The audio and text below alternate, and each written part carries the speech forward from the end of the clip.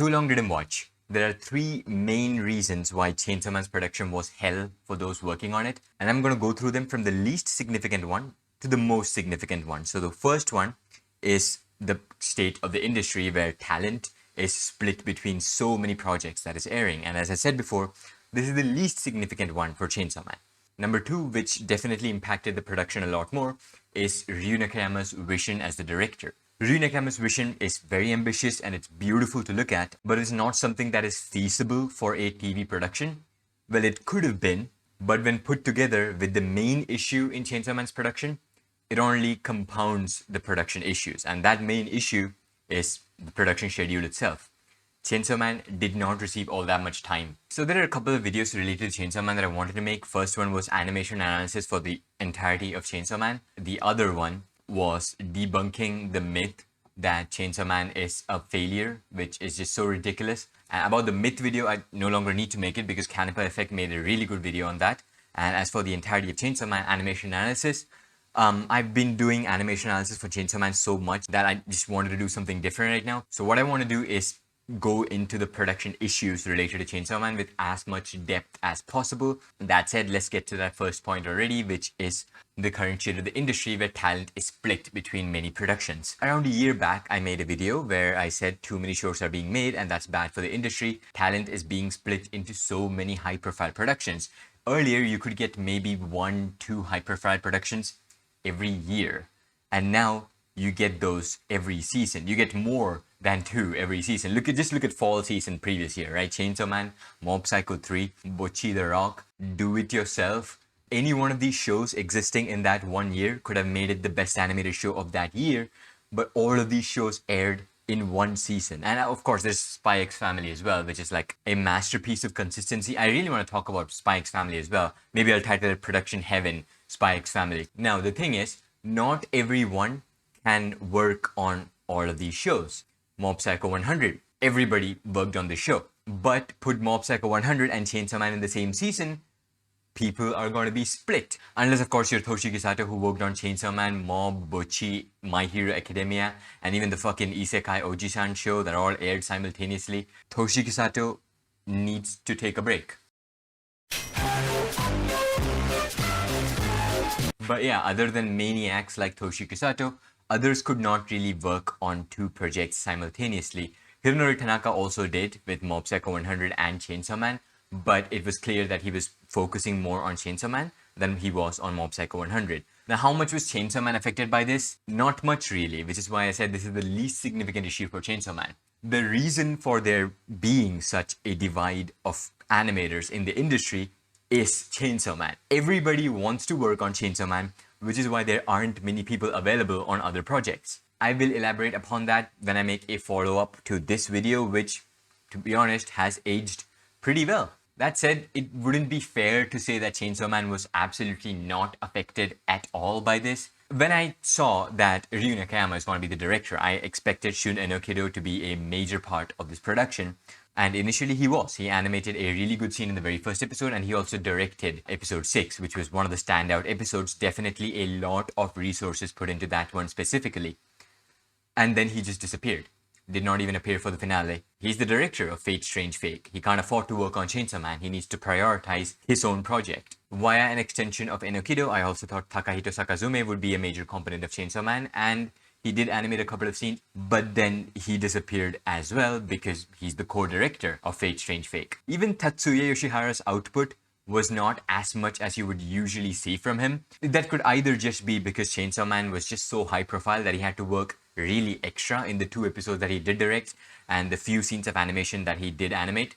Or it could also be because of the Black Clover movie that's around the horizon, and Yoshihara is definitely going to be a big part of that. You could also see that in episode 4 and episode 10. For episode 4, the dynamic Black Clover duo Isuta Meister and Gem were here to animate some standout sequences, and for episode 10, they just weren't here. Is it because they don't want to work on Chainsaw Man? No, of course not. It's because they're busy with Black Clover. Similarly with Shota Gushizono, the 1 episode that he did direct was an absolute masterpiece.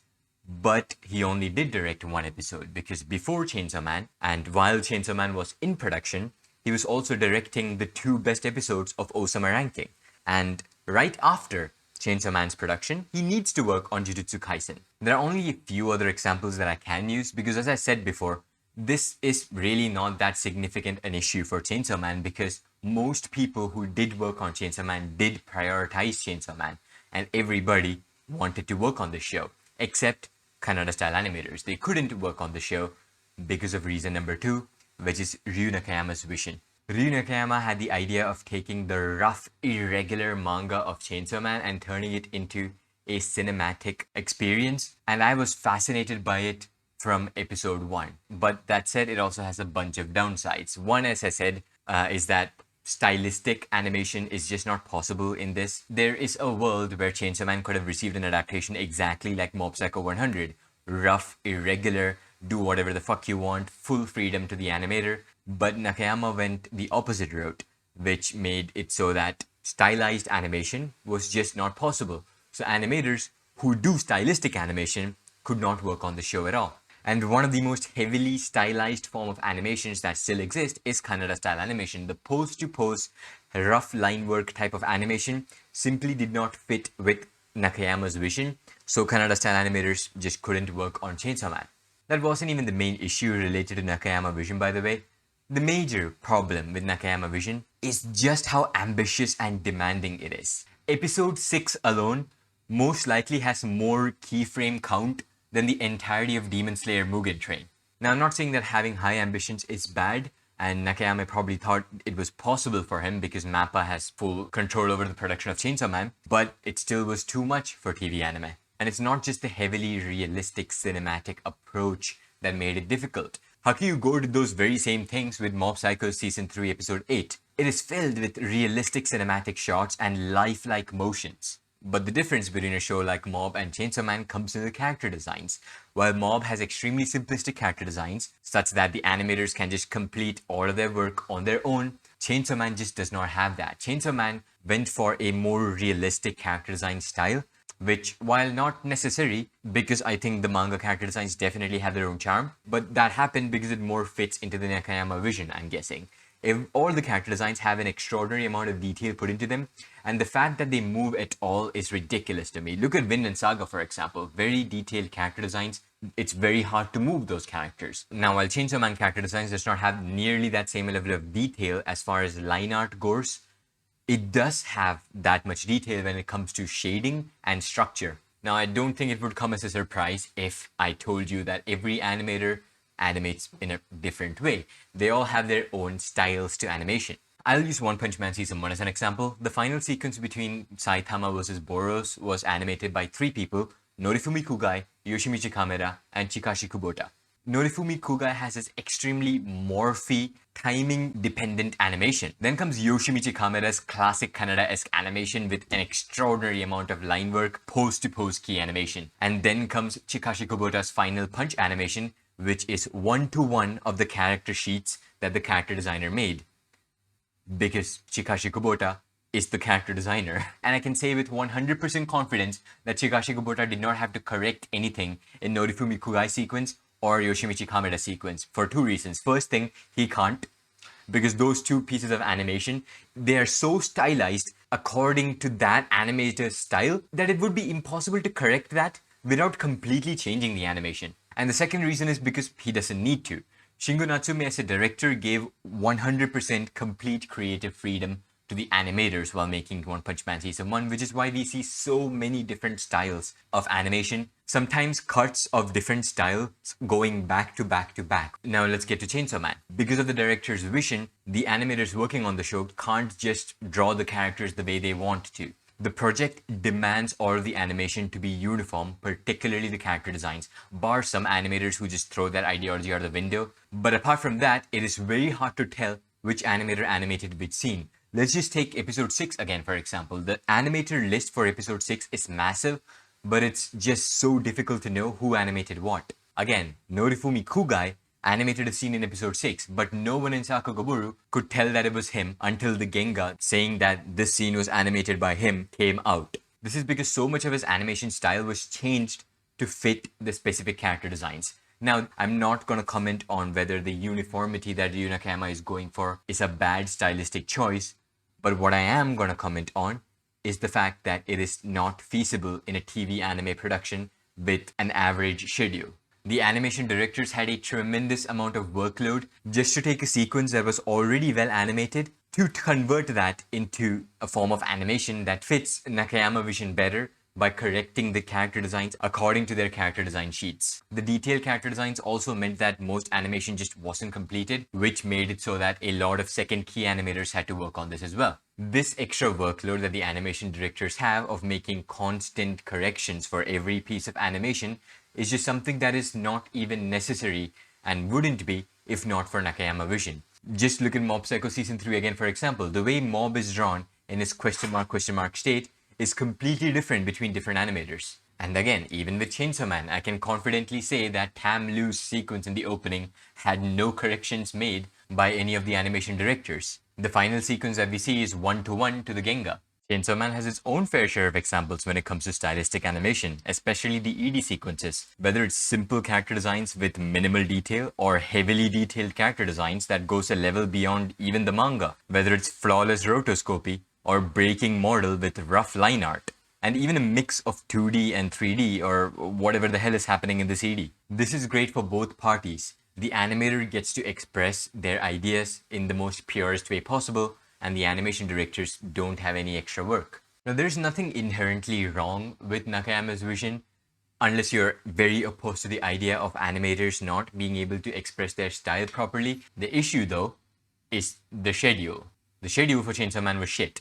Now, you might be thinking, why? They had 2 years, right? Since the declaration that the show is being produced, why isn't 2 years enough for 12 episodes? So around 2 years would be the latter half of 2020, and then 2021, and then 2022. For the latter half of 2020, the MAPPA team had just finished working on God of High School and had moved into Jujutsu Kaisen. Keiichiro Watanabe, Tatsuya Shihara, Koki Fujimoto, Hironori Tanaka were all busy working on Jujutsu Kaisen. Jujutsu Kaisen did not have a very good production schedule. It was extremely tight and was finished with no time to spare. Considering that, and also the fact that Jujutsu Kaisen and Chainsaw Man has so much stuff intermixing, Chainsaw Man was not being produced at that time. It might have been, maybe like in the pre-production stages, but for the animation itself, without just the one guy, Koki Fujimoto, there's no way Chainsaw Man was being produced at that time. So what about early 2021? Now Chainsaw Man can be produced, right? No, because then there's the Jujutsu Kaisen movie, which also had an unreasonably bad production schedule, but the staff pulled through, which again means that all of the people working for that show were working day in, day out, only focusing on Jujutsu Kaisen 0. It's of course not just these animators that I mentioned who were busy. The chief animation director and character designer, Kazutaka Sugiyama, was the character designer and chief animation director for Mushoku Tensei as well. So obviously he couldn't just start working on Chainsaw Man earlier because he was busy with Mushoku Tensei. Similarly, Sota Yamazaki, another major animation director for Chainsaw Man, was busy working on Minders of Darling. Considering all of this, Chainsaw Man only had its proper production started after Jujutsu Kaisen 0's production was finished, which meant Chainsaw Man only had less than 1 year to dish out movie quality animation for every single episode. That is not enough time. Another way you can kind of figure out the production schedule for Chainsaw Man is by looking at the PVs. Now, this is no surefire way of figuring out the production state of a show, but it is to an extent accurate. PV1 of Chainsaw Man was pre-animated because Chainsaw Man, the animation project, did not even exist back then. They were busy working on other shows like Jujutsu Kaisen. So the only way they could release something for Chainsaw Man is to consider the PV as its own project and work on that. For Chainsaw Man's main trailer, we only saw content from the first 6 episodes of Chainsaw Man, because they most likely did not have anything to show in the PV for the latter half of Chainsaw Man. It just wasn't completed. Even putting this beside the trailer that just came out before this, you can see that there are changes in this main trailer that wasn't there in the previous trailer. Chainsaw Man's official trailer aired on August 5th. Chainsaw Man's main trailer released on September 19th, and they had nothing to show in it from the latter half of the show. And then Chainsaw Man aired on October 12th. Compare that to something like Mob Psycho Season 3, where in the trailers, you could see content from the very first episode to the very last episode, and that was like months before the show started airing. And yes, Mob Psycho's production did end months before it started airing, which is amazing. So now you understand why the 2 years weren't enough. But why not actually give them 2 years by extending it forward? They had less than a year to animate, so maybe give them more than a year extra to animate, which would have made Chainsaw Man much more polished than it ended up being. Oh, you can't do that, because doing that would mean postponing Jujutsu Kaisen Season 2. Now, even though Chainsaw Man would be a massive commercial success, that does not mean that they could just sacrifice another massive commercial success that is Jujutsu Kaisen.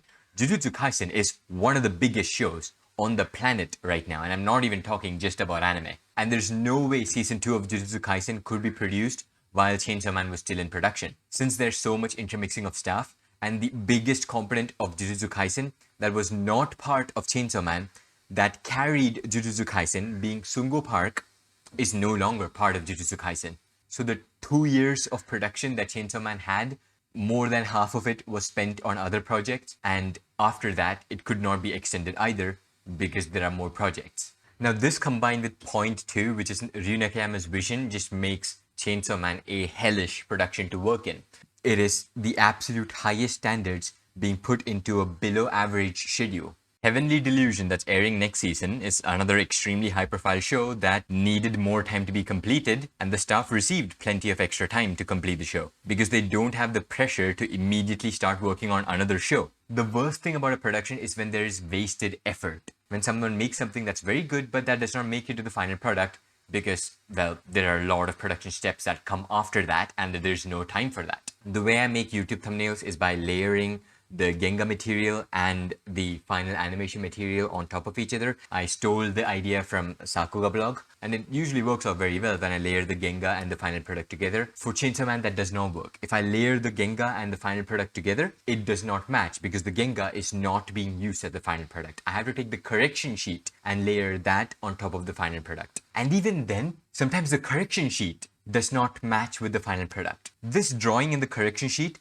does not show up in the final product, which means even after making such a well-drawn correction sheet, it was not even applied to the final product because there was no time for that. Plus there's a massive amount of miscommunication, as the second key animators who would use this correction sheet to complete the layout of the animator probably did not even work on that entire scene alone. Did that sound confusing? It was supposed to be. Do you want explanation? Let's look at this scene. So for completing the Genga, the second key animator, they receive multiple sources of information. The layout material from the animator, they use that as reference. They trace that to make the doga. For the corrections though, the animation director pitches in. They take those frames, they trace that, they apply that onto the layout to make the final product. But then the chief animation director also pitches in to make the final corrections, and they take those frames, they trace that and apply it to the final product. So this makes sequences look obviously traced, which makes the animation look kind of off and awkward. It appears a lot in episode 8. Look at the Katana Man. Look at the way he's drawn. Look at that change. This frame and this frame. Look at the way the neck muscles change in the next frame. The folds in the clothing also completely change. Even the blood specks, they're completely inconsistent. There's no blood speck here, but then it appears here. The way the blood is on his sword, the head sword and the hat, completely changes in the next frame. There is no consistency between these two frames. Katana Man looks completely different, as if he was drawn by two different people, because most likely he was drawn by two different people. And this happens in the same scene. This is a single frame that I'm skipping. And even in motion, and look at that pop. You just see a lot of that in the latter half of Chainsaw Man. And even the first few episodes, it's not like it had a very good production schedule. Even in the very first episode, take this Tatsuya Yoshihara scene, all of this is very rough layout work. This is the only Genga that Tatsuya Yoshihara did for this scene. The rest of it was completed by a mix of Yoshihara himself, a lot of second key animators, and the animation directors. This is the first episode. The biggest culprit of this is episode 9, probably the one that had the worst production. I made a community post about this where one of the animators, they said Hironori Tanaka was standing while he was working on this episode so that he does not just fall asleep. Michael Sung did his Genga work for episode 4, and that was converted directly into the final product. For episode 9, the time was so little that the drawings of Chainsaw Man and Katana Man were just stick figures. Now, it's not drawn this way because they're gonna CGI it anyway. That's not the reason. They are using CGI here because the layout was not completed. Because for every scene in Sung's cut where the layout is completed, the final product is also hand-drawn. But for the areas where the layout is just a sketch, the final version is either CGI or in 2D but rushed and completed by second KAs. This also ruins a lot of the charm that the original layout has. Like this scene, you can really feel the power of the chainsaw punch that Denji does on the Katana Man.